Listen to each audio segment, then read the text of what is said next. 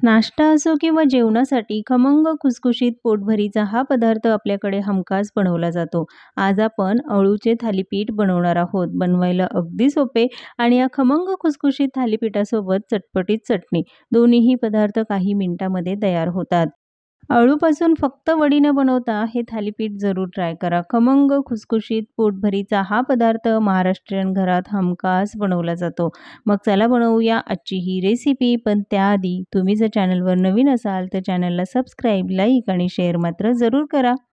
4 व्यक्तींसाठी हे थालीपीठ बनवणार आहोत. त्यासाठी मध्यम आकाराचे 3 अळूचे पानं घेतले.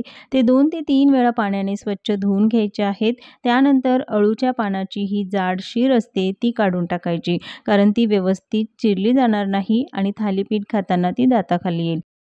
अळूची पानं अगदी बारीक चिरून घ्यायची आहेत. बरं, ही जी पानं आहेत ती वडीसाठी वापरतात ती आहेत. भाजीसाठी आणि वडीसाठी 2 वेगळ्या प्रकारची पानं येतात. तर वडीसाठीची पानं इथे मी वापरली. तुम्हाला हवं असेल तर भाजीसाठी जी अळूची पानं येतात ती देखील वापरू शकतात. अळूची पानं वडीची जरी असतील पण घेताना कोवळी मध्यम आकाराचीच पानं घ्यायची. खूप जाडसर पानं घ्यायची नाही. त्याच्या शिरा जाडसर असतात. हे पानं बारीक चिरले जाणार तर नाही, पण जेव्हा थालीपीठ खाऊ तेव्हा ते दाताखाली येतील, व्यवस्थित शिजले जाणार नाही. म्हणूनच पानं मध्यम आकाराचे घ्यायचे. तर सगळे पानं अगदी बारीक चिरून घेतले. थालीपीठ बनवण्यासाठी 1 वाटी थालीपीठ भाजणी घेतलेली आहे. ही जी थालीपीठ भाजणी आहे ती घरी तयार केलेली, याचा डिटेल व्हिडिओ आपल्या चॅनलवर आहे. पण जर आता नसेलच तर त्याऐवजी 1 वाटी ज्वारीचं पीठ, अर्धी वाटी तांदळाचं पीठ, पाव वाटी गव्हाचं आणि 1 ते 2 चमचे बेसन पीठ घ्यायचं. ते वापरून देखील तुम्ही हे थालीपीठ बनवू शकता. थालीपीठ भाजणी ही थोडीशी रवाळ असते, खूप बारीक पीठ नसतं, त्यामुळे ते छान खमंग खुसखुशीत होतात.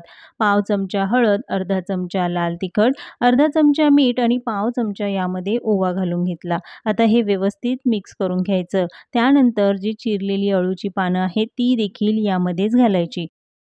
अळूच्या पानासोबतच यामध्ये मूठभर बारीक चिरलेली कोथिंबीरही घालायची आहे. यामध्ये हिरवं वाटण घालायचं. तर मिक्सरच्या भांड्यामध्ये 5 हिरव्या मिरच्या, 1 इंच आलं, 7 ते 8 लसणाच्या पाकळ्या, अर्धा चमचा जिरे घातले आहे. बरं, अळूची पानं खाल्ल्यानंतर घशामध्ये खवखवतात म्हणून आपण लिंबाचा रस किंवा चिंच वापरतो. पण इथे लिंबाचा रस, चिंच न वापरता लोणचं वापरलं आहे.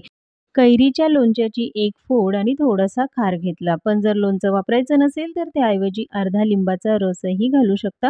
हे का घालायचं तर अळूची पानं खाल्ल्यानंतर घशात खवखवू नये म्हणून. आता थोडंसं पाणी घालून ही पेस्ट करून घेतली. लगेचच हा मसाला आपण पिठामध्ये घालून ही कणिक भिजवायची आहे.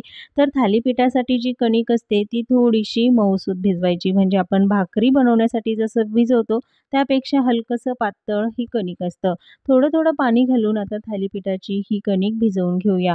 पाणी मात्र लागेल तसंच घालायचं. ज्या मिक्सरच्या भांड्यामध्ये मसाला आपण बारीक करून घेतला त्यामध्येच पाणी घातलं आणि ते पाणी हे कणिक भिजवण्यासाठी वापरायचं. चविष्ट, पोटभरीचा आणि बनवायला तितकाच सोपा असा हा पदार्थ आठवड्यातून 1 ते 2 वेळा आपल्याकडे सहज बनवला जातो. आता कणिक भिजवताना थोडं-थोडं पाणी घालून ही कणिक हलकीशी सैल भिजवून घेतली. 5 मिनिटं बाजूला ठेवूया, तोपर्यंत बनवूया चटणी. तर अर्धा ओला नारळ घेतला आहे, त्याचे तुकडे करून घ्यायचे. 2 ते 3 चमचे भाजलेले शेंगदाणे, 3-4 हिरव्या मिरच्या, 5-6 लसणाच्या पाकळ्या, अर्धा चमचा जिरे, चवीनुसार मीठ घालायचं. हवं असेल तर थोडीशी साखरही घालू शकता. अर्धा लिंबाचा रस घालून घेतला. लिंबाचा रस नसेल तर त्याऐवजी थोडीशी चिंच घालायची. मूठभर कोथिंबीर घातली. थोडंसं पाणी घालून मिक्सरवरनं अगदी बारीक ही चटणी दळून घ्यायची. 1 मिनिटापेक्षाही कमी वेळेत तयार होणारी चटणी जी बनवायला खरंच सोपी आहे. थालीपीठासोबत खायला अप्रतिम लागते. तुम्हाला जर आवडत असेल तर त्यावर फोडणी घालून खाऊ शकता. लगेचच थालीपीठ बनवून घेऊ. तर ही जी कणिक आहे ती थोडीशी सैलसर करून घ्या. हाताला थोडंसं पाणी लावायचं आणि पीठ थोडंसं सैलसर करून लगेचच थालीपीठ बनवायचे, म्हणजे ते व्यवस्थित थापले जातात. थालीपीठ थापण्यासाठी इथे सुती कपडा ओला करून घ्यायचा. हाताला हलकंसं पाणी लावून घ्यायचं आणि मग थालीपीठ थापायचे. थालीपीठ थापण्यासाठी केळीचं पानही वापरू शकता. आता पातळसर थालीपीठ थापून घ्यायचं. थापताना जर हाताला चिकटणार असेल तर थोडंसं पाणी लावून मग पातळसर हे थालीपीठ थापून घेतलं. तोपर्यंत तवा गरम होण्यासाठी ठेवायचा. थालीपीठ भाजताना तवा चांगला गरम असेल की मस्त खरपूस असं थालीपीठ भाजलं जातं. तर लगेचच आपण भाजून घेऊया. हा जो तवा वापरला आहे द इंदूस फेलियनचा कास्ट आयर्नचा तवा आहे. तुम्हाला हवं असेल तर कुपन कोड आहे शगुन12 तो वापरून तुम्ही 12% डिस्काउंट मिळवू शकता. हवं असेल तर लिंक डिस्क्रिप्शनमध्ये आहे.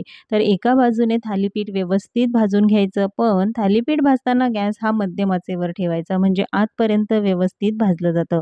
थोडंसं बाजूला तेल सोडून घ्यायचं म्हणजे छान असं खुसखुशीत थालीपीठ तयार होतं.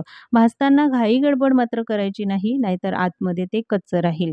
मध्यम आचेवर थालीपीठ दोन्हीही बाजूने छान खरपूस होईपर्यंत भाजून घेतलं. थालीपीठ भाजताना गॅस मध्यम आचेवर ठेवायचा. दोन्हीही बाजूने व्यवस्थित भाजून घ्यायचं. तेल लावायचं आहे. आवडत असेल तर बटर किंवा साजूक तूपही लावून मस्त गरमागरम थालीपीठ खाण्यासाठी तयार. अशाच पद्धतीने राहिलेले सगळे थालीपीठ बनवून घेतले. खरं तर थालीपीठ हा असा पदार्थ आहे जो बनवायला अगदी सोपा आहे. बॅचलर नवशिके देखील सहज बनवतील. नाश्ता, डब्बा किंवा जेवणासाठी आपल्याकडे बनवला जाणारा हा पदार्थ. पोटभरीचा पौष्टिक थालीपीठाचा हा प्रकार तुम्हाला कसा वाटला कमेंट्समध्ये जरूर सांगा. गरमागरम थालीपीठ त्यासोबत लोणचं, चटणी किंवा काहीही नसेल तरी नुसतंच खायला अप्रतिम लागणारं अळूचं थालीपीठ. आजची रेसिपी तुम्हाला कशी वाटली कमेंट्समध्ये जरूर सांगा. अशाच नवनवीन रेसिपी बघण्यासाठी चॅनलला सबस्क्राईब, लाईक आणि शेअर मात्र जरूर करा. पुन्हा भेटूया एका नवीन रेसिपीसोबत.